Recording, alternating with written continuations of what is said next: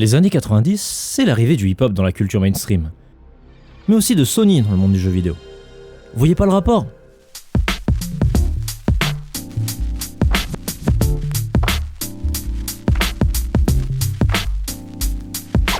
Aujourd'hui, on va parler de Parappa, un chien très stylé. Il est très stylé parce qu'il sait rapper, il est bien sapé, et il a failli devenir la mascotte de la PlayStation. Mais avant toute chose, laissez-moi vous présenter ces deux individus qui ont totalement impacté la scène du jeu vidéo. Voici Masaya Matsuura, un musicien japonais déjà accompli, connu pour être le frontman du groupe Psyze, un groupe avec une discographie à plusieurs hits, dont quelques morceaux qui ont été utilisés dans l'anime City Hunter, aka Nicky Larson chez nous. Sachant jouer de nombreux instruments, le clavier, la guitare et la basse, il est connu pour être touche-à-tout. Il compose également tous les morceaux de son groupe. Mais il va découvrir une nouvelle passion, la programmation. De l'autre, on a Rodney Greenblatt, un artiste américain qui fait des peintures, sculptures, pochettes d'albums et depuis peu, des illustrations pour des œuvres numériques comme des applications et jeux éducatifs sur ordinateur comme Dazloid. Il est touche à tout lui aussi. Dans une période où MTV est devenue la norme de la culture populaire, que les clips musicaux ont pris une place bien plus importante dans l'industrie de la musique, et que le monde de l'informatique, plus communément appelé celui du multimédia à l'époque, s'installe confortablement dans tous les foyers, les deux y trouvent leur compte.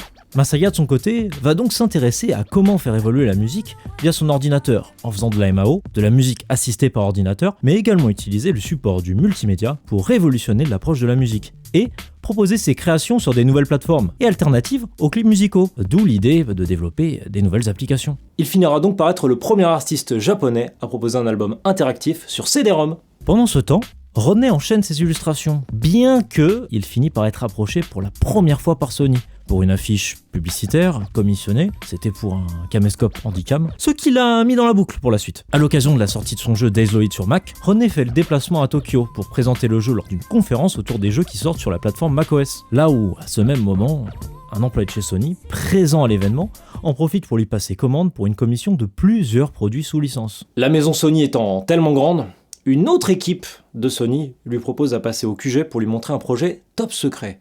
Revenons à Masaya, qui souhaite toujours vulgariser la production de musique et multiplier les approches via le numérique. Il a une idée en tête, une application, un pseudo-jeu pour Mac, permettant de séquencer facilement des samples afin de les mettre en rythme et créer des morceaux type hip-hop rap, le rap à l'époque qui est tout frais au Japon. Bon, il a cette idée, mais il n'est pas non plus 100% convaincu. Sauf que vu qu'il est entouré par plein de gens de chez Sony qui sont très enthousiastes dans son travail, on va vite venir le voir pour lui proposer de faire son idée sur la PlayStation. Ah, la PlayStation, d'accord. Cette console qui était d'ailleurs en réponse à la trahison de Nintendo. Très longue histoire, mais petit résumé. Nintendo voulait faire son lecteur CD à l'époque, des consoles 16 bits comme tout le monde, surtout pour concurrencer le Mega CD de Sega. Sony s'était donc proposé avec beaucoup de contraintes qui ne convenaient pas à Nintendo, ils avaient également lancé le projet sous le manteau avec Philips, contrat à la clé. Résultat, Philips a fait nimp, Nintendo s'est retrouvé bien malin et a été obligé de tenir sa parole car le contrat a été signé. Je parle évidemment de Hotel Mario et les deux jeux Zelda. Voilà pourquoi aussi il y a 3 boosts qui sont sortis sur la console Philips CDI qui ont été source d'inspiration quelques années plus tard pour des utilisations dérivées. Mais on s'éloigne. Donc Sony décide de sortir la grosse artillerie pour concurrencer Big N avec un line-up mais énorme au lancement de sa console et beaucoup du coup d'expérimentation. Rodney débarque dans un laboratoire top secret pour le citer et il découvre la PlayStation.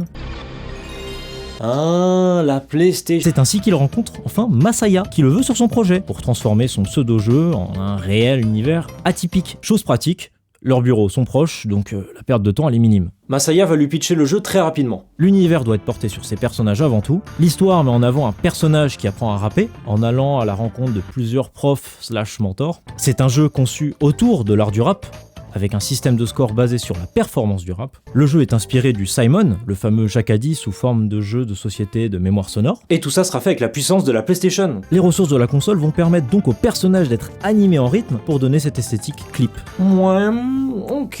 Dit Rodney sans trop savoir dans quoi il va se lancer. Bon, pour tout avouer, Masaya, il a vraiment pas attendu Rodney. Il a déjà fait des tests avec son équipe en faisant des prototypes tout en utilisant des personnages de son jeu Dazloid pour les intégrer sur PlayStation. Ça l'a un peu surpris, mais il l'a pas mal pris, donc ça va. Et d'ailleurs, pourquoi le rap comme genre de prédilection ?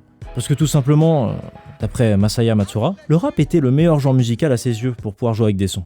Étant une musique qui a popularisé la culture du sampling, le fait de pouvoir sampler facilement des voix ainsi que s'en servir comme un instrument sans donner un côté rendu sonore logiciel l'a totalement convaincu. En plus de ça, pour lui, le rap ça peut s'intercaler à n'importe quel élément musical sans prise de tête et c'est ça qui fait toute la différence. Masaya, heureux, en profite donc pour ouvrir Nana Onsha, son propre studio, et officialiser son rôle de game designer en 1993. C'est ainsi que les deux compères se lancent sur l'aventure en développant ce jeu pendant 2 ans et demi, main dans la main.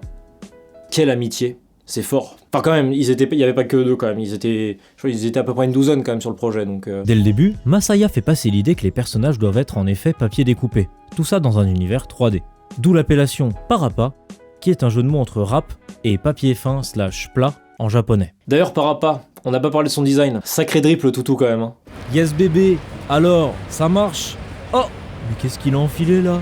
Un jean extra gelard, bonnet orange. Eh mon gars, mais tu vas au chantier ou quoi là?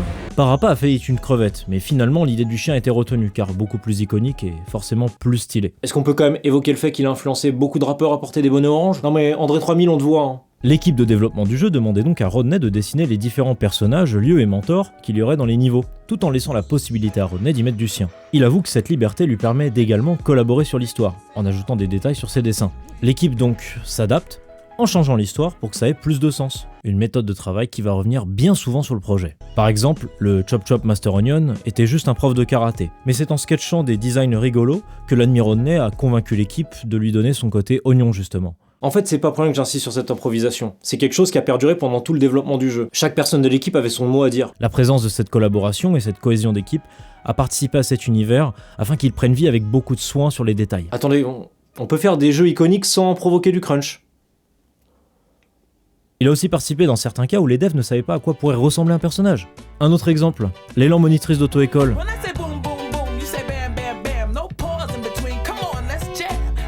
Elle est directement inspirée de Queen Latifah.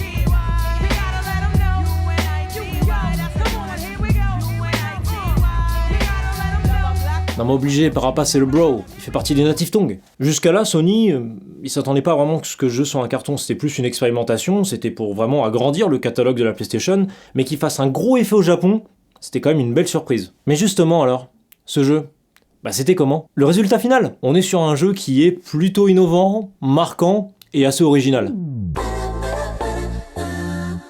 Sorti en 1996 sur PlayStation au Japon, puis en 1997 dans le reste du monde, Parappa fait son bruit à sa manière. L'histoire se porte donc sur Parappa, ce jeune canin punchliner drippé qui souhaite devenir un vrai, comme Joshin, un homme, parfait dans sa masculinité.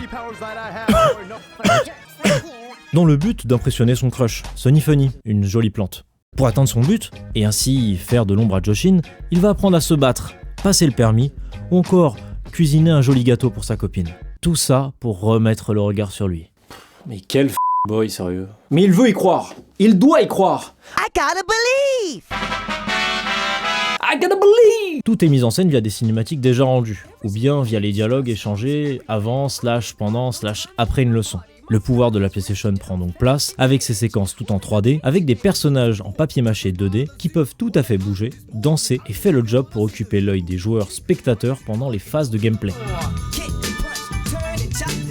Rodney Greenblatt sort peu de sa zone de confort, il ne prend pas de risques et propose une direction artistique fantasque, avec des couleurs saturées et des formes dignes de l'art abstrait, tout en gardant un feeling crayon de couleur enfantin, allant de pair avec cette animation papier mâché et des expressions qui jouent sur le comique du cartoon. Parappa c'est cartoonesque donc. Ah bah ouais. Ah oui c'est vrai. Ouais. Mais c'est également néophyte, dans une toute nouvelle connexion, qui paraît aujourd'hui peut-être essentielle, mais bon, il faut revenir au basique, entre le jeu vidéo et la musique, car Parappa, c'est le tout premier jeu de rythme. Mais du coup, c'est quoi un jeu de rythme? C'est simplement un jeu où il faut appuyer au bon moment, sur la bonne touche. Là, pour Parappa, il faut suivre les lignes sur la banderole, jouer le jeu du Jacadi et appuyer sur les touches indiquées pour répéter / réinterpréter les propos tenus par le mentor de la leçon en cours. Le jeu est connu pour être assez difficile car le timing requis est un réel challenge. Il faut appuyer sur les boutons au bon moment, comme tout jeu de rythme vous allez me dire, mais... Ah bah ouais. Mais pas que en fait. Il y a aussi une notation sur la performance. Donc oui, tu es jugé pour ta précision et ton timing, mais aussi par ton flow. C'est ainsi qu'on a le droit à certaines prestations drôles quand on joue avec les patterns du jeu.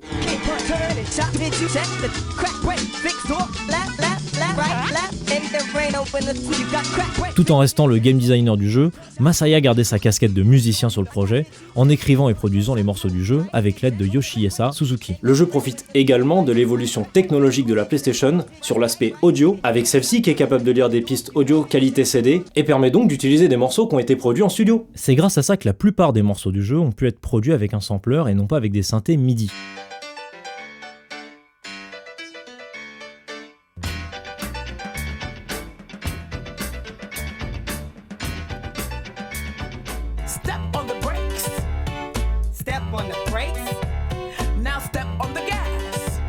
Même si, il était normalement prévu que tous les morceaux soient faits à base de samples, mais pour des raisons de droit, ça n'a pas été possible. Mais c'est surtout Ryu Watabe, un animateur radio, producteur et rappeur, qui, grâce à ses talents, va aider à écrire les paroles des morceaux, et rendre iconiques les morceaux de Parappa. Il est également le doubleur du fameux prof de karaté, Chop Chop Master Onion. En plus, Ryu, il lui ressemble. Toujours et encore, dans ce mental de l'improvisation, Matsura travaillait sur une idée, sur son ordinateur portable, Ryu enchaîne, Yoshihisa l'accompagne. Chaque niveau a sa musique en 3 versions, il y a la version good, si tout va bien, la version bad, s'il y a quelques ratés, et la version awful, si vraiment, là, la performance, elle est pas du tout au niveau. Les instrus / prod sont également inspirés par la scène du hip-hop alternatif, dont j'avais déjà un peu parlé sur ma propre chaîne avec la vidéo sur Q-Tip. C'est qui Q-Tip ? Avec justement un caractère très de-la-soulien, éclectique, excentrique et digne de l'âge d'or du hip-hop. Chose qui d'ailleurs par la suite sera assumée avec une collaboration avec De La Soul en personne pour la sortie du 2e opus, avec un single promotionnel où les 3 membres se joignent à Parappa en faisant hommage à son fameux credo.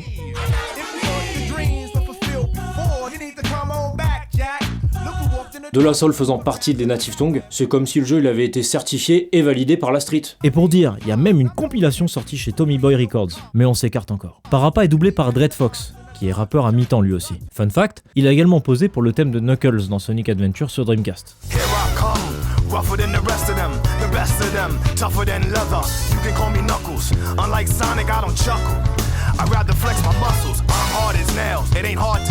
Bon voilà pourquoi moi la voix me parlait un peu. Sonny Funny est doublé par Kenya Hathaway, la fille de Donny Hathaway, un grand soulman, et pour finir Joshin, Mahasan et Captain Fuss and Pepper sont eux doublés par Ryu également. Au Japon, c'est un tabac, c'est un vrai tabac, c'est incroyable. À vrai dire, le jeu a tellement bien marché là-bas qu'il s'est mieux vendu que Crash Bandicoot, un jeu qui est sorti le même jour. Le futur grand Manitou de chez PlayStation, Shuei Yoshida, producteur de Crash Bandicoot à ce moment, a avoué plus tard qu'il avait lui-même été frustré de ses résultats face à Parappa, bien qu'ils étaient quand même élevés. Sony, voyant un intérêt dans cette dualité entre les deux personnages, décide de lancer des sondages pour savoir qui sera la prochaine mascotte de la PlayStation. Et ils vont même les mettre en avant ensemble pour créer un débat dans l'espace public via des pubs télé au Japon, soit pour les mettre au défi, soit pour symboliser leur amitié. Finalement, c'est ni Crash ni Parappa qui va gagner cette compétition, mais Toro, issu d'un petit jeu qui est sorti sur PS1 qui me permettait de mettre en avant une sorte de carte mémoire avec un écran intégré. Ah, et nous en France, on a eu quoi ? On a eu ça comme pub. Pour chanter, danser en rythme, vous allez vous entraîner sur Parappa de rappeur. À chaque fois qu'apparaît une croix, un triangle, un rond, un carré à l'écran, vous appuyez sur la touche du pad. C'est bien compris ? Croix, carré, rond et triangle. Carré et triangle. Iconique, mais du coup j'ai pas compris le rapport entre boys band et hip-hop. À part si Parappa il faisait partie des Blackstreet. Hey oh, hey oh, hey oh, hey go. L'incidence de cet ovni va donc populariser l'arrivée des jeux de rythme. Pour en citer certains, il y a Beatmania et Dance Dance Revolution chez Konami, Somebody Amigo ou encore Space Channel 5 chez Sega, mais va surtout donner du sens au studio Harmonix, qui a grandement profité de l'impact qu'a créé Parappa dans le paysage du jeu vidéo, et proposé les 2 premiers opus de Guitar Hero, une marque de fabrique qui a fini par être l'une des licences les plus populaires des années 2000.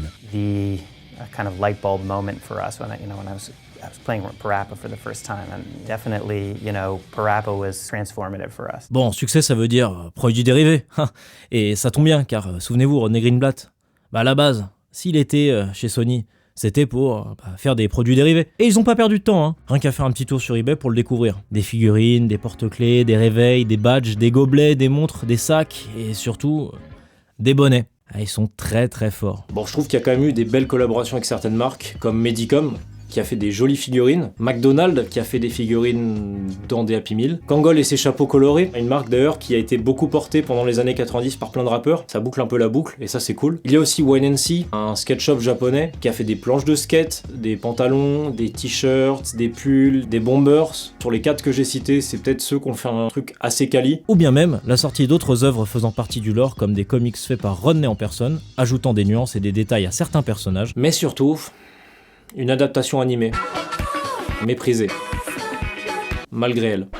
Faite à la demande d'exécutifs de chez Sony pour faire perdurer la licence, et surtout, pouvoir vendre beaucoup plus de produits dérivés, elle entre en production après le succès de Parappa 1. Elle est produite en même temps que Parappa 2, et est diffusée juste avant la sortie de celui-ci, en avril 2001. C'est JC Staff et Production IG qui s'en chargent, bien que ces derniers étaient en train de boucler Fooly Cooly. Et là encore, je m'éparpille. Bon, quand une décision est prise par des exécutifs, on se doute que c'est rarement dans le but de produire quelque chose avec vraiment une bonne intention. Et Rodney, il s'en doutait un peu quoi. Lorsqu'on l'a contacté pour participer sur la série en tant que chara designer, il était encore une fois super partant, jusqu'à même se proposer pour écrire des épisodes. Et là, il se prend un gros panneau stop en fait. Parce que tout simplement, ça vaut pas le coup, il faut qu'il reste à fond sur le développement du prochain opus. Ouais. Bon, il a clairement compris qu'il était pas le bienvenu, n'ayant même pas la possibilité de lire les scripts qui sont en japonais. Ça le rassure dans l'idée que la série est juste là pour amener de l'argent sur la table. Fait qu'il lui a brisé le cœur parce que il a toujours voulu travailler dans l'animation ou voir ses personnages au moins animés à la télé. Mais le karma, il aura fait son taf. Car le succès n'est pas du tout rencontré. La série étant trop orientée pour les tout petits, contrairement au jeu en fait qui vise les ados. En plus de ça, le fait qu'il y ait 2 studios sur la série, ça casse l'uniformité visuelle entre les épisodes. Alors oui, il y a quand même un truc qui est cool, c'est qu'il y a des musiques originales pour la série, faites par Matsuura en personne, mais rien à faire. Si la série elle est pas captivante, ça ne changera rien. La suite. Oh là, du calme. Oh là. J'ai même pas eu le temps de vous parler du spin-off.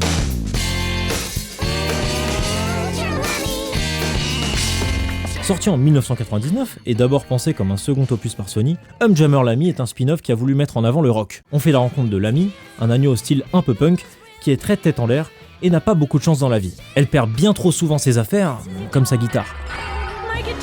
Car oui, elle est guitariste dans son groupe, les Milk Can. On notera donc son TDAH qui fera plaisir à certains d'entre nous. Problème bien embêtant et particulier car ce soir c'est le grand soir, elle doit jouer devant tout le monde. Ah, pourquoi le rock ? Parce que Matsuura, il en avait marre d'argumenter sur le fait que le rap était une musique temporaire. Mais Rodney, lui, il avait des doutes, parce que le jeu du question-réponse, il aura plus du tout le même impact. Ça ne sera plus pareil, vu qu'il n'y a plus la dynamique de répéter mot pour mot ce que le prof nous dit, vu qu'on joue directement avec une guitare. C'est un jeu un peu plus psychédélique et poussé dans ses délires que Parappa du premier nom. Malgré tout, on peut jouer avec Parappa quand on a fini le jeu, et on peut profiter de certains morceaux qui ont été remixés pour l'occasion.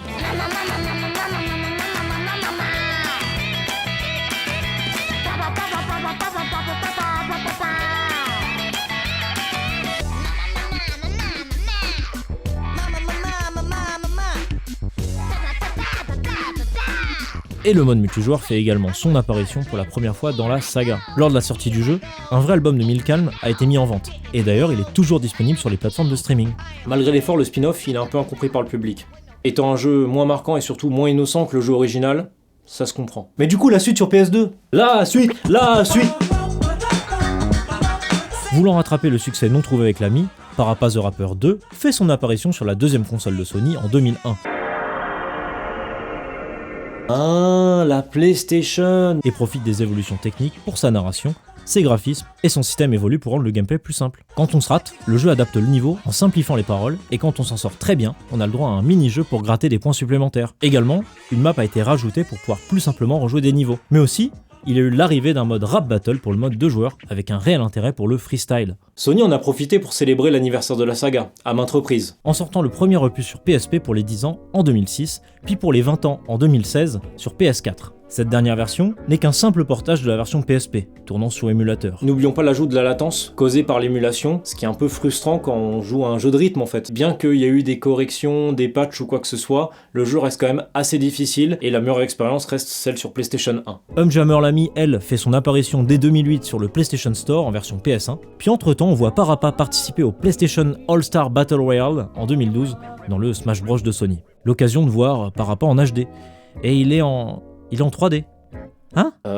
Quoi ? Il était pas plat le boug ? Depuis tout ça, on l'a pas vraiment revu. Sauf dans le cadre de certaines collaborations, en fait, à part ça, Parappa, il est dans un angle mort. Sony avait néanmoins annoncé un jeu Parappa sur mobile, mais pareil, on n'a pas de news, donc Ouais non, je crois que c'est mort. Hein. De son côté, Matsura, n'arrivant pas à convaincre Sony pour donner suite à Parappa, va se former une Dream Team pour créer une suite héritière au jeu. Il va donc travailler avec Keiichi Yano, le créateur de Guitar Hero Man et Wendan, ce dernier étant connu pour avoir popularisé le gameplay du fameux jeu de rythme tactile et qui aura eu même le droit à sa version non officielle free-to-play sur ordinateur, OS. C'est ainsi qu'en 2017, en pleine période de la tendance des crowdfunding, qu'il annonce Project Rap Rabbit, un jeu à la Parappa mélangé avec des choix de réponses multiples, un peu à la Mass Effect Fallout lors de Rap Battle. Mais le projet, il trouve pas vraiment de succès. En fait, il n'y a pas de gameplay qui est présenté. Et même, pire que ça, le jeu il est peu pris au sérieux car le budget qui est demandé pour valider le crowdfunding il est énorme. C'est dommage, parce que en vrai moi je suis persuadé que s'il avait montré plus d'infos, donné un peu plus de matière,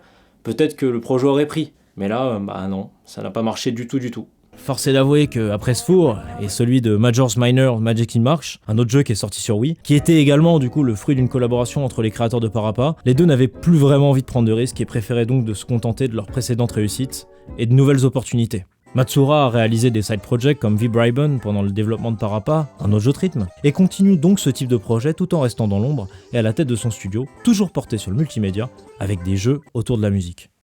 Rodney, lui qui est artiste, peut continuer de ses œuvres qu'il dessine, peint, écrit, illustre, vend, expose et commissionne. Il a également créé Thunder Bunny, une série de livres à images pour enfants qui marche plutôt bien au Japon. D'ailleurs, je vous avais dit qu'il avait fait des pochettes d'albums. Mais est-ce que je vous avais dit qu'il avait fait des pochettes d'albums pour le groupe Puffy Amiyumi ? Oui, ce groupe, on parle bien du groupe qui a eu son cartoon sur Cartoon Network. Il faisait des pochettes pendant qu'il bossait sur Parappa en même temps. C'est incroyable, hein ? Le monde est vraiment petit, c'est un truc de ouf. Bon, chose un peu moins élégante, il a tenté les NFT, chose qu'il a totalement regretté, hein. Il a tout retiré, style de rien. Pas vu, pas pris, comme on le dit. Bon, voilà. Et puis maintenant, il capitalise sur Parappa, avec du merch, en espérant qu'un jour une suite aura lieu. Parce que, pourquoi pas finalement ? Après c'est curieux parce que il était un peu contre par rapport à l'histoire de l'anime et tout ça, mais maintenant, bref, on va pas blâmer, hein, il faut nourrir la famille. Sony de son côté, continue de faire des petits clins d'œil à Parappa, comme récemment dans le jeu Astro Playroom, inclus avec la PS5. Mais l'impact de Parappa est toujours en place. Bien que le jeu de rythme s'est effacé auprès du grand public, souvent lié au faible succès des nouveaux jeux qui tentent des gimmicks étranges, Parappa a ouvert des nouveaux mondes pour certains.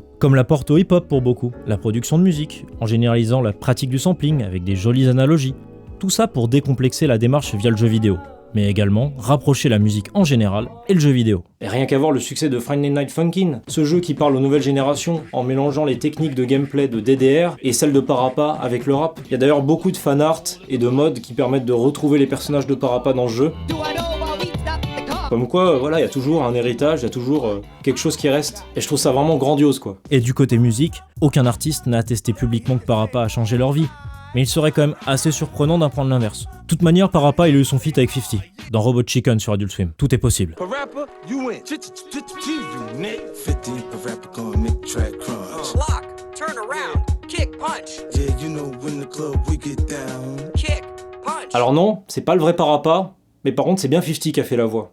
Donc gros big up à 50. L'art ne fait qu'imiter. Reprendre des codes, ou des concepts, afin d'y apporter quelque chose de plus intime.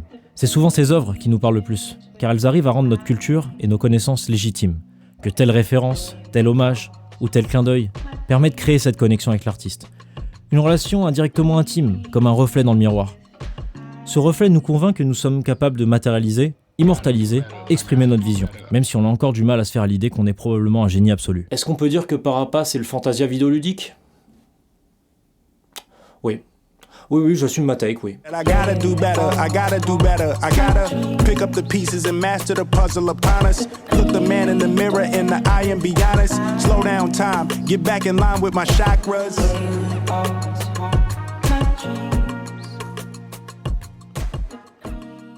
I gotta believe!